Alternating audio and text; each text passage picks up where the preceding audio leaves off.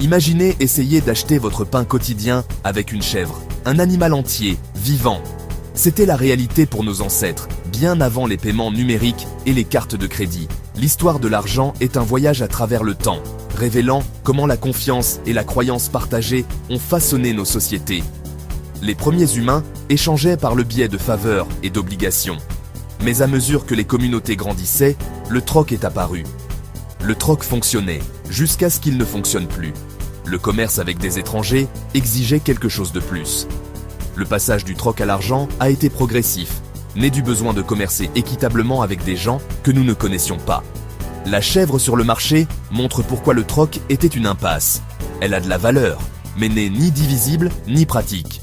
Ainsi commence notre voyage. Des biens tangibles à l'histoire partagée de l'argent, un système basé sur la confiance et l'imagination. Imaginez un village ancien.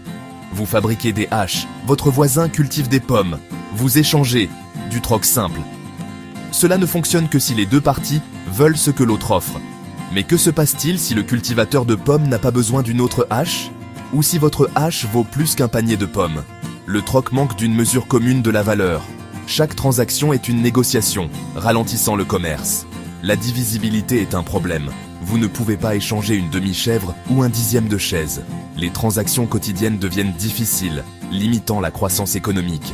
Les denrées périssables comme les pommes ou le poisson doivent être échangées rapidement, sinon elles se gâtent. Les marchandises volumineuses comme les céréales sont difficiles à transporter. Le troc rend le commerce inefficace et restreint les marchés à de grands échanges peu fréquents.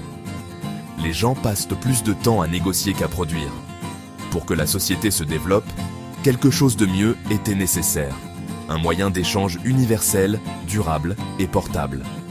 L'humanité avait besoin d'argent, quelque chose que tout le monde accepterait, facile à diviser et durable. La recherche de cette solution allait changer le monde. Les limites du troc ont préparé le terrain pour l'invention de la monnaie. Le prochain chapitre, la monnaie marchandise. Pour résoudre les problèmes du troc, les sociétés ont choisi certains biens comme monnaie, des articles que tout le monde voulait. Les coquillages, le sel, les céréales et le bétail sont devenus les premières formes de monnaie marchandise. Ces articles étaient durables, portables et reconnaissables, facilitant le commerce. La monnaie marchandise fournissait une mesure commune de la valeur et était plus divisible que le bétail. Mais des problèmes subsistaient. Le sel est lourd, les céréales se gâtent, le bétail ne peut pas être divisé pour de petits achats. La percée est venue avec les métaux, l'or, l'argent, le cuivre, rare, durable et facilement divisible.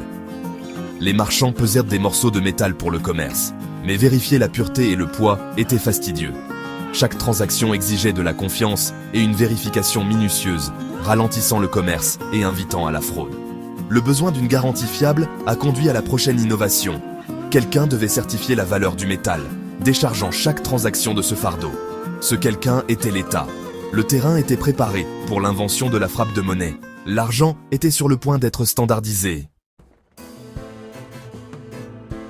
Vers 640, à Verne, J.C.Z. Sultan, les rois de Lydie ont frappé des morceaux d'électrum d'un sceau officiel garantissant le poids et la pureté. Ce fut la naissance de la pièce de monnaie, une unité de compte standardisée et certifiée. Les marchands n'avaient plus besoin de balance, ils pouvaient simplement compter les pièces. La confiance est passée des individus à l'autorité du roi. La monnaie a permis l'émergence de grands marchés anonymes et un commerce rapide. Les armées pouvaient être payées en pièces, diffusant le commerce à travers les royaumes. L'idée s'est répandue. Les Grecs, les Perses et les Romains ont adopté les pièces, unifiant de vastes territoires. Les pièces sont devenues des outils de propagande, portant des images de dirigeants et de dieux. Pendant des siècles, les pièces d'or et d'argent ont formé la colonne vertébrale des économies, bâtie sur la confiance dans le métal et l'autorité. Mais transporter de grandes quantités de métal était risqué et peu pratique. À mesure que le commerce se développait, une forme d'argent plus pratique était nécessaire. Le prochain bond, de l'argent fait non pas de métal, mais de papier. Le monde était sur le point de découvrir les billets de banque. L'avenir de l'argent serait plus léger, plus abstrait et encore plus dépendant de la confiance. Entrée les billets de banque révolutionnaires de la Chine. Au 7e siècle en Chine, les marchands laissaient des pièces chez des agents, et recevaient des certificats en papier, les premières monnaies volantes. Sous la dynastie Song, le gouvernement a émis de la monnaie papier officielle, déclarée cours légale. Pour la première fois, la valeur de l'argent venait de la confiance en l'émetteur, et non du matériau lui-même. Cela a alimenté la croissance économique, mais a aussi révélé les dangers de la monnaie fiduciaire. Les gouvernements pouvaient imprimer plus de billets que l'économie ne pouvait en supporter, provoquant inflation et effondrement. Marco Polo s'est émerveillé de la monnaie papier chinoise, un concept étranger à l'Europe. Il faudrait des siècles aux Européens pour adopter la monnaie papier. En Europe, la prochaine étape est venue des marchands privés, et non des gouvernements. Les orfèvres réinventeraient le billet de banque, préparant le terrain pour la banque moderne. Le voyage des promesses de papier aux empires bancaires était sur le point de commencer. L'argent devenait de plus en plus abstrait. Dans l'Europe du XVIIe siècle, les orfèvres stockaient l'or des gens et émettaient des reçus en papier. Ces reçus sont devenus négociables, plus sûrs que de transporter des pièces. Les orfèvres ont réalisé que la majeure partie de l'or restait dans leur coffre. Alors, ils ont émis plus de reçus que d'or détenu, prêtant le reste. Ce fut la naissance de la banque à réserve fractionnaire, créer de l'argent à partir de promesses. Le système reposait sur la confiance. Si tout le monde demandait de l'or en même temps, il s'effondrerait. Les gouvernements ont pris le relais, émettant des monnaies nationales adossées à l'or. L'étalon or ancrait la valeur de la monnaie papier, limitant l'impression imprudente. En 1971, les États-Unis ont abandonné l'étalon or. L'argent est devenu purement fiduciaire, soutenu uniquement par la confiance du gouvernement. Maintenant, la valeur de l'argent dépend de la politique, de la stabilité et de la croyance collective. Le voyage des chèvres au papier était terminé, l'argent n'existait que dans notre imagination collective. Mais l'histoire n'était pas finie. La prochaine révolution, l'argent électronique. Avec les ordinateurs et Internet, l'argent est devenu numérique, de simples chiffres dans des bases de données. Les salaires, les paiements et les achats circulent désormais sous forme de messages électroniques, et non d'argent liquide physique. Plus de 90% de l'argent n'existe que sous forme d'entrée numérique.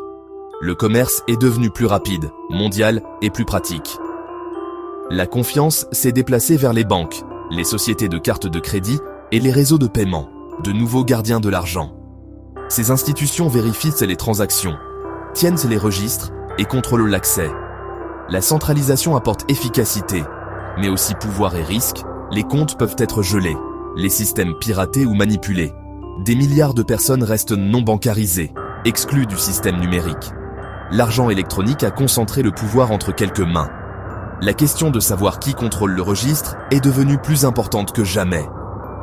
Cela a préparé le terrain pour une nouvelle expérience radicale, la monnaie décentralisée. Le prochain chapitre, Bitcoin. L'avenir de l'argent était sur le point d'être réécrit. En 2008, Satoshi Nakamoto a proposé Bitcoin, un système de paiement électronique de pair à pair. Bitcoin a remis en question des siècles de confiance centralisée, offrant une nouvelle réponse, la confiance dans les mathématiques. Son cœur est la blockchain, un registre public réparti sur des milliers d'ordinateurs. Les transactions sont sécurisées par la cryptographie, rendant le système transparent et presque infalsifiable. Pour la première fois, la rareté numérique et la confiance décentralisée sont devenues possibles. Bitcoin offre liberté financière et accès mondial, mais s'accompagne de volatilité, de complexité et de coûts énergétiques. L'adoption est limitée et la réglementation est encore en évolution. Du sel à l'or, du papier aux données, et maintenant au code, l'histoire de l'argent est celle d'une confiance changeante. Nous avons fait confiance aux marchandises, aux rois, aux gouvernements et aux banques. Maintenant, les crypto-monnaies nous demandent de faire confiance aux réseaux décentralisés et au code. Chaque étape a remodelé notre monde. Alors que nous faisons face à une nouvelle révolution monétaire, la question fondamentale demeure. Où plaçons-nous notre confiance ? L'histoire de l'argent continue, écrite par nous tous.